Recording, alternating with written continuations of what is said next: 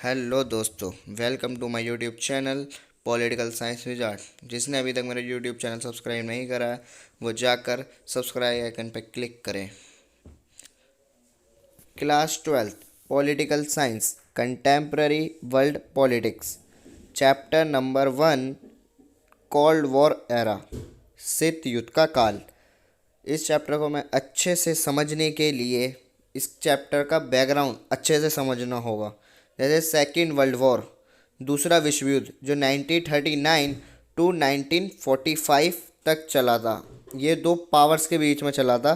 Allied powers, axis powers. Allied powers में थे United States, Soviet Union, Britain, France. और axis powers में थे Germany, Italy, Japan. Second world war allied powers जीत जाता है। उसके बाद वर्ल्ड में निकलकर दो सुपर पावर्स आती है।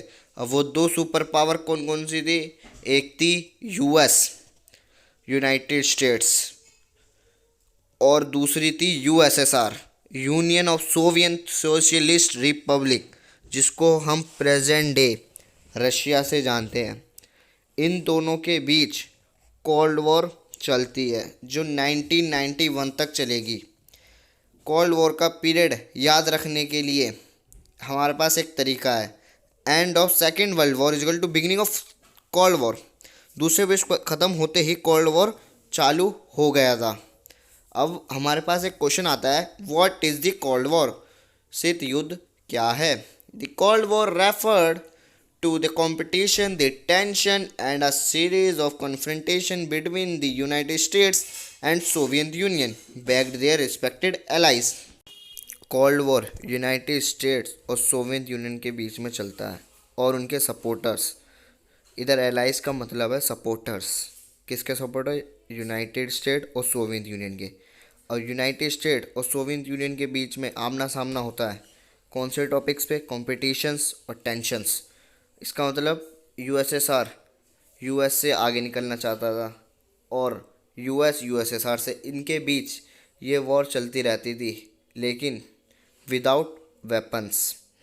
अगर हमें कोल्ड वॉर को एक शॉर्ट डेफिनेशन में डिफाइन करना है, वो है वॉर विदाउट वेपन, युद्ध बिना हथियारों के, वॉर विदाउट वेपन्स। अब हमारे पास एक क्वेश्चन आता है, how does second world war ended? दूसरा विश्व युद्ध कैसे ख़त्म हुआ?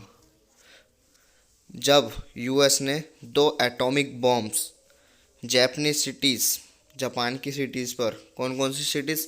हिरोशिमा और नागासाकी, अगस्त 1945 में घेरे थे। लिटिल बॉय जो हिरोशिमा पे घेरा गया था और फैटमैन जो नागासाकी पे, ये दो बॉम्ब कोड थे जो यूएस ने दिए थे। यूएस का मेन कारण जापान को सरेंडर करना नहीं था, बल्कि वो यूएसएसआर को दिखाना चाहता था कि मैं एशिया में भी बहुत पावरफुल हूँ, और एशिया में सोवियत यूनियन को रोकना चाहता था मिलिट्री और पॉलिटिकल गेन लेने में।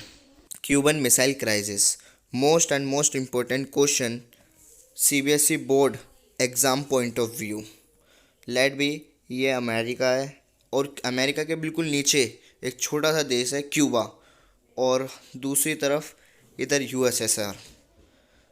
यूएस का प्रेसिडेंट था जॉन एफ कैनेडी और क्यूबा का था फिडल कैस्ट्रोल। और यूएसएसआर, जिसे अभी हम रशिया से जानते हैं, उसका प्रेसिडेंट था निकिता क्रुश्चेव। और निकिता क्रुश्चेव सोचता है कि वो क्यूबा को रशियन बेस में कन्वर्ट कर देता है। वो वहाँ पर मिसाइल लगाना शुरू करता है। अब वो मिसाइल लगा के उसको क्या मिलेगा? बाय चांस फ्यूचर में अगर यूएस से यूएसएसआर की लड़ाई होती है तो क्यूबा से अटैक करेगा वो ईजिली होगा,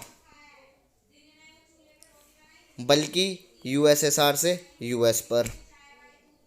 इसलिए निकिता क्रुश्चेव मिसाइल रखना शुरू करता है ताकि वो रशियन बेस में कन्वर्ट हो सके। जब ये बात जॉन एफ कैनेडी यूएस के प्रेसिडेंट को पता चलता है, जब फिर वो अपनी सेना को उनको रोकने के लिए भेजता है और कहता है आप ये सब मिसाइल यहाँ से हटा ले, नहीं तो आपको तीसरा विश्व युद्ध, थर्ड वर्ल्ड वॉर का सामना करना पड़ेगा।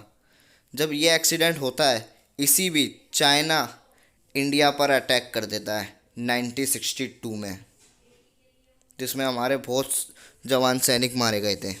Both sides had the capacity to retaliate against an attack and to cause so much destruction that neither can afford to initiate war. This is called logic of deterrence. जैसे ये US है और ये USSR है। US अगर USSR पर attack करता तो यूएस इतना पावरफुल है कि वो उस अटैक को रोक कर उससे डबल यूएसएसआर को पहुंचा सकता है, और यूएस भी इतना पावरफुल है कि उस अटैक को सैल करके यूएसएसआर को उससे बड़ा अटैक दे सकता है। यूएस, इसको कहा जाता है लॉजिक ऑफ डेटरेंस। क्या कहा जाता है? Logic of deterrence. डेटरेंस का मतलब होता है फेयर ऑफ कॉन्सिक्वेंसेस, डर किसी के परिणाम का। The emergence of two power blocks. Two power blocks कौन कौन से? यूएस और यूएसएसआर। यूएस की आइडियोलॉजी थी, आइडियोलॉजी मीन्स विचारवाद, डेमोक्रेसी थी, और यूएसएसआर के सोशलिज्म। डेमोक्रेसी का मतलब होता है लोकतंत्र और सोशलिज्म समाजवाद, कि वहाँ यूएस में इलेक्शंस होते थे, यूएसएसआर में नहीं होते थे। वहाँ का सिर्फ एक ही होता था राजा, और कैपिटलिज्म थी कि किसी की प्रॉपर्टी है तो वो उसी बंदे की प्रॉपर्टी है, उसे गवर्नमेंट नहीं ले सकती। लेकिन यूएसएसआर में इसका उल्टा था, अगर किसी की प्रॉपर्टी है वो उसकी पर्सनल नहीं होगी, वो वहाँ के गवर्नमेंट की होगी। इन दो सुपर पावर्स ने, यूएस और यूएसएसआर ने, वर्ल्ड को दो हिस्सों में बांट दिया था, जो थे वेस्टर्न अलायंस और eastern alliance. Western alliance US के थे और ईस्टर्न अलायंस यूएसएसआर की। अगर इनकी मिलिट्री अलायंस की बात करें, इधर अलायंस का मतलब होता है गठबंधन। वेस्टर्न अलायंस को बहुत सी कंट्रियों ने ज्वाइन करा था, ईस्टर्न अलायंस को बहुत। और मिलिट्री अलायंस की बात करें तो NATO, North Atlantic Treaty Organization, 1949 में यूएस ने बनाई थी। इसी को जवाब देते हुए यूएसएसआर ने वर्सो पैक्ट बनाया था 1965 में, जिससे उसने यूरोप को डोमिनेट करा था। इसको देखते देखते यूएस ने दो और ट्रीटी लेकर आया था, वो मीन्स एग्रीमेंट।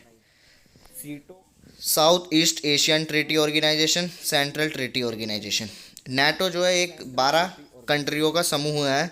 अगर उन 12 कंट्री में से किसी एक को अटैक होता है तो वो 12 की 12 कंट्री पर माना जाएगा, और वो 12 की 12 कंट्री मिलकर उस कंट्री पर अटैक करेगी। जैसे आप ये मैप देख रहे हैं, ये ग्रीन में फर्स्ट वर्ल्ड है, और ये येलो सेकंड वर्ल्ड, और ये रेड थर्ड वर्ल्ड।